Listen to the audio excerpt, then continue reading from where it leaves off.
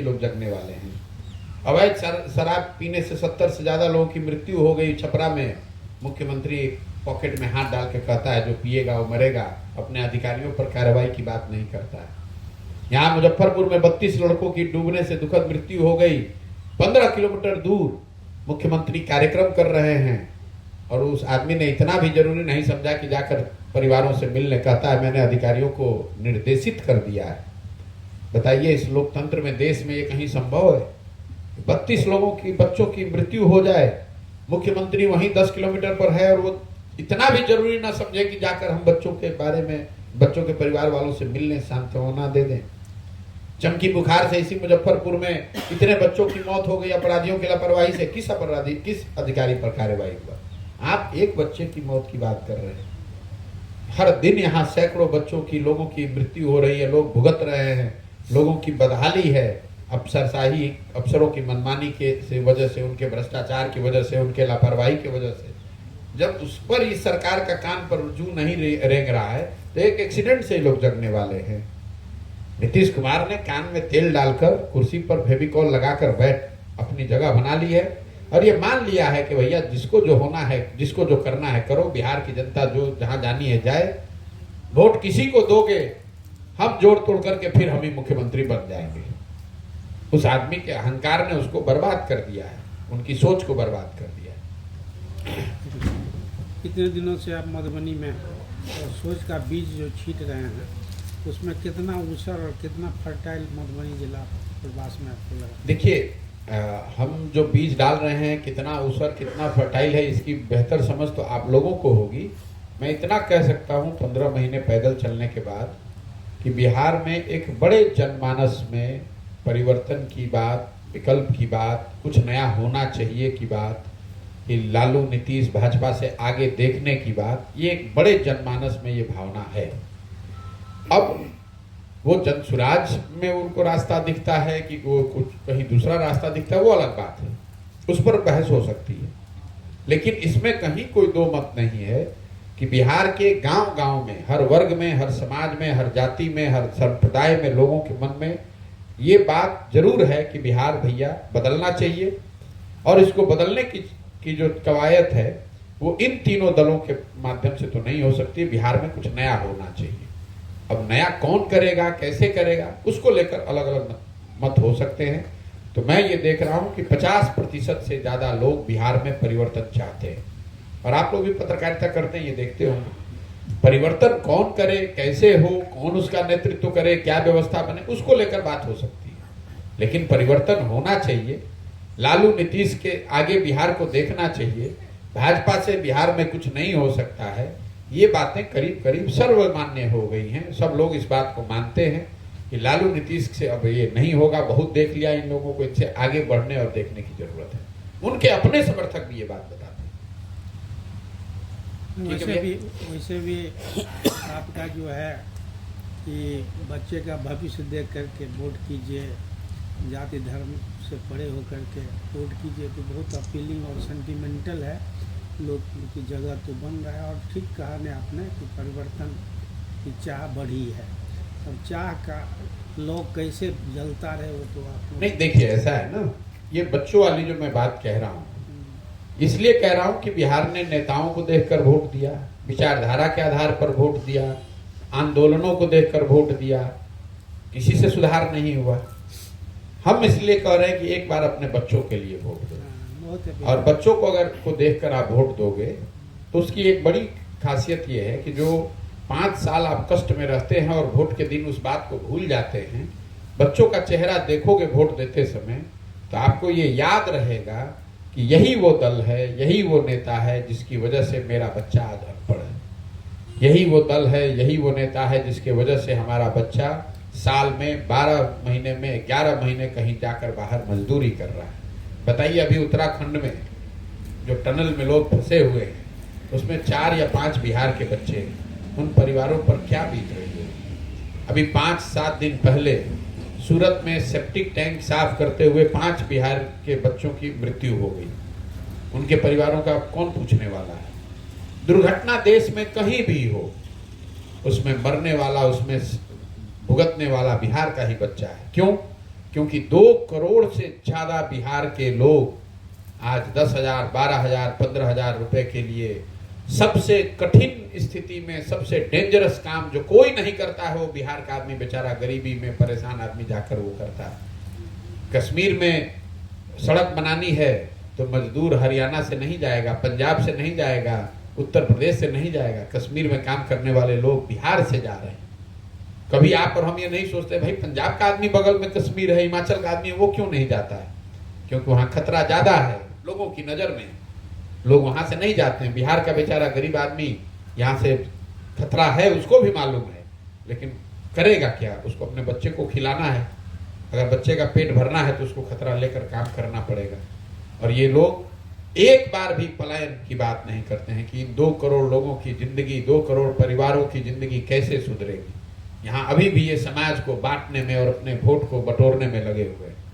मैं आपको बता रहा हूँ, मैं रोज रोज ये बात नहीं कहता हूँ नेताओं की तरह। मैंने जीवन में एक बार सिर्फ बंगाल के चुनाव को लेकर ये घोषणा की थी कि किसी भी हालत में भाजपा को यहाँ 100 सीट नहीं आएगा, वहां आया 77। मैंने आपको कहा है कि नीतीश कुमार को लोकसभा के चुनाव में बिहार की जनता पूरी तरीके से नेस्तनाबूद कर देगी। इस आदमी को 5 सीट भी नहीं आएगा।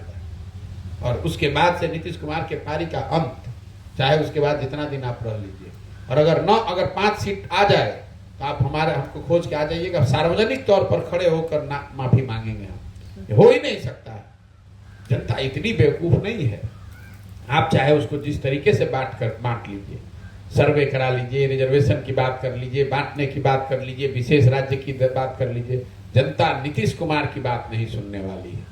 हर आदमी जान गया है कि इस आदमी का कोई मोरल कैरेक्टर नहीं है, कोई इसका सिद्धांत नहीं है। इसका एक ही सिद्धांत है, कुर्सी पर किसी तरह बने रहो। और 18 साल जिस आदमी को जनता ने देख लिया, अब उसको दोबारा देखने, जांचने, परखने की जरूरत नहीं है। और उनकी हालत आप देख रहे हैं, मनोस्थिति नीतीश कुमार की। ऐसा बयान ये खड़ा होकर विधानसभा में इस आदमी ने दिया है कि पूरे बिहार के 13 करोड़ जनता को शर्मसार किया इस आदमी ने। अगर ये आदमी कुर्सी पर बने रहेंगे तो हर दिन आपको, हमको, हमारे बच्चों को शर्मसार होना पड़ेगा। हर दिन आपको, हमको, हमारे बच्चों को भुगतना पड़ेगा। नीतीश कुमार का खात्मा राजनीतिक अंत है।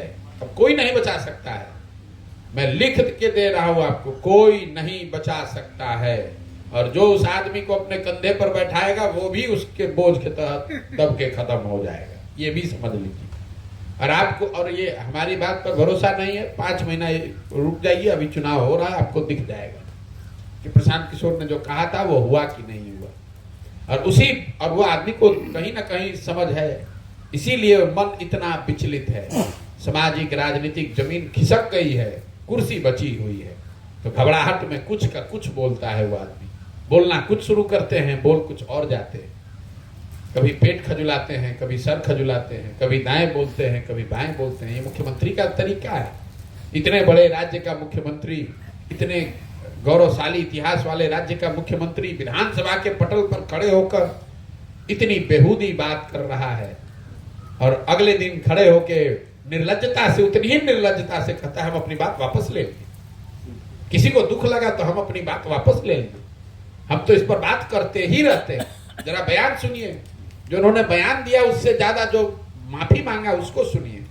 कहता हम तो इस पर बात करते ही रहते हैं, लेकिन किसी को खराब लगा तो बात वापस ले लेते हैं। बताइए, ना आंख में पानी है, ना निर्लज, हंसते हुए, कोई शर्म नहीं है। क्या लगता है सर, ये उम्र का इफेक्ट है या चुनाव का? नहीं, उम्र का असर है। और जो आपने बोया है वही तो काटोगे भाई। आपने सबके साथ यही किया है, अब आपके साथ नियति कर रही है। जॉर्ज फर्नांडिस से लेकर आज तक आपने सबको बैठाकर उसका गला काटा है, तो अब नियति आपका काट रही है। और जिस नीतीश कुमार, और आपके मुंह से ही वो कहलवा रही है जिसको कि जीवन, जो आपके लेगेसी को खत्म करेगी। जिस नीतीश कुमार को अपने पढ़े लिखे का गुमान था, उसके राज्य में पढ़ाई लिखाई बर्बाद हो गई। जिस नीतीश कुमार को अपने कानून व्यवस्था का गुमान था, उसी से ऐसा निर्णय नियति ने करा दिया कि जिस जंगल राज को लड़कर वो मुख्यमंत्री बने, उसी जंगल राज को अपने बगल में कंधा पर हाथ डालकर घुमा रहे हैं, कह रहे हैं कि यही देश राज्य का भविष्य है। जिस नीतीश कुमार को अपने शब्दों के चयन पर इतना अभिमान था, उसी के मुंह से ऐसी बातें निकलती है जो हर दिन उसको हास्य का, हंसी का पात्र बनाती है। या आपको क्या लगता है कोई व्यक्ति कर रहा है? अरे ये नियति है। आप अपने चरित्र से ही खत्म होते हैं। जो आपने दूसरों के साथ किया, अब आपके साथ वही नियति कर रही है। जो चीज भी आपने लेगेसी के तौर पर बनाया, वो हर चीज आपके उलट, वो अपने आप अपना लेगेसी अनडू कर रहे हैं। अब नीतीश कुमार जब कल हटेंगे तो जंगल राज को उन्होंने बिहार में खत्म करने में कोई भूमिका अदा की थी, ये उनके लेगेसी का हिस्सा नहीं होगा। उनके लेगेसी का हिस्सा ये होगा कि जाते जाते ये आदमी बिहार में फिर से जंगल राज लाना चाहता था। कानून व्यवस्था में नीतीश कुमार को शुरुआती सफलता जो मिली, आज उनका जब इतिहास लिखा जाएगा तो कहा जाएगा कि जाते जाते इस आदमी में कानून व्यवस्था की स्थिति जितनी खराब थी उससे भी ज्यादा बिगाड़ के ये आदमी गया। नेताओं के सभ्यता शब्दों के चयन पर जब इतिहास लिखा जाएगा तो बताया जाए कि ये आदमी जाते जाते ऐसे शब्दों का प्रयोग करके गया जिससे पूरा समाज, पूरा राजनीतिक सामाजिक जीवन में सक्रिय लोगों को शर्मसार होना पड़ा। ये अपनी लेगेसी आप खुद लिखते हैं। आपने गलत किया है तो गलत ही आपके सामने आएगा। वही नीतीश कुमार के साथ हो रहा है। बहुत बहुत धन्यवाद भैया, आप खत्म करें। ऐसी चर्चा आ रही है जो प्रशांत किशोर जी बीजेपी के सपोर्ट में काम कर रहे हैं, बीजेपी के लिए काम कर रहे हैं। मेरे भाई, बीजेपी वाले इतना काम नहीं कर रहे हैं जितना हम कर रहे हैं, और हम उनके सपोर्ट में हैं। बीजेपी की सबसे बड़ी हार पिछले 5 वर्ष में कहाँ हुई? पश्चिम बंगाल में। अब बीजेपी वाले अपने टीम को ही भेज के बंगाल में अपने ही आपको हरवा लिया उन्होंने। तो यहाँ पर ये टिप्पणी करने वाले वो लोग हैं जिनको मुफ्त में वोट लेने का आदत लग गया है। भाजपा का डर दिखाकर लालू नीतीश को जो वोट मिलता है, अब उनको डर लग रहा है कि वो मुफ्तखोरी खत्म हो जाएगी। भाजपा वालों को भी लालू का डर दिखाकर जो वोट मिलता है उनकी भी मुफ्तखोरी खत्म हो जाएगी। उनको लग रहा है कोई तीसरा विकल्प बन जाएगा तो ये मुफ्त में जो वोट आता है, आप लोग पत्रकार है, आपको मालूम है कि यहाँ वोट ना लालू का है ना भाजपा का है। वोट यहाँ उल्टा है, लालू के डर से भाजपा को है, भाजपा के डर से लालू को है। तो ये डर वाला, मुफ्त वाला जो वोट है, ये कहीं खिसक ना जाए, इसलिए ये घबराहट है। हम तो दलेर नहीं बनाए हैं, इतना काहे घबरा रहे हो भाई? हम तो नहीं चुनाव लड़ रहे। अरे सर, यथास्थितिवादी की तरफ से तो चुनौती आपके यथास्थितिवादियों की तरफ से आपको तो इस अभियान में चुनौती मिल रही होगी। क्या चुनौती देगा? रोकने का ये प्रयास। हमको आप इतना कमजोर समझते हैं? हम इतने कमजोर नहीं हैं कि हम इनके प्रयासों से रुक जाएंगे। ये बिहार के कुछ हिस्सों के शेर हैं। हमने देश के हर बड़े राज्य में जाकर उन सामने से वहां के मजबूत आदमी के खिलाफ लड़कर चुनाव जिताया, हराया है। हम इनसे डरने वाले हैं? अगर डरने वाले होते तो आज 15 महीना से सीना ठोक कर चल रहे, कोई रोक पाया? और ये रोक पाएंगे हमको? दम है तो रोक के दिखा दे। किसी से नहीं डरते, ये क्या हमको डराएंगे? बंगाल में भाजपा हमको डरा ही नहीं पाई, ये हमको बिहार में डरा देंगे? इतना आप हमको कमजोर समझते हैं। हमारे क्षेत्रवासियों को क्या अंतिम संदेश देते हैं? कुछ नहीं, आपके क्षेत्रवासियों को, मधुबनी के लोगों को ये जरूर मैं कह रहा हूँ कि अपने गौरवशाली इतिहास पर पीठ ठोकना बंद करो। मधुबनी में जब मैं आया तो लोगों ने कहा भैया ये विद्वानों की जमीन है, विद्वानों की भूमि रही है। मैं कहता हूं कि अब आप विद्वानों की जमीन नहीं है, आप मजदूरों की जमीन है। सबसे ज्यादा आपके बच्चे पलायन कर रहे हैं सीतामढ़ी, मधुबनी के एरिया से। विद्वानों के जमीन कभी थे, आज आप मजदूरों के जमीन बन गए हैं।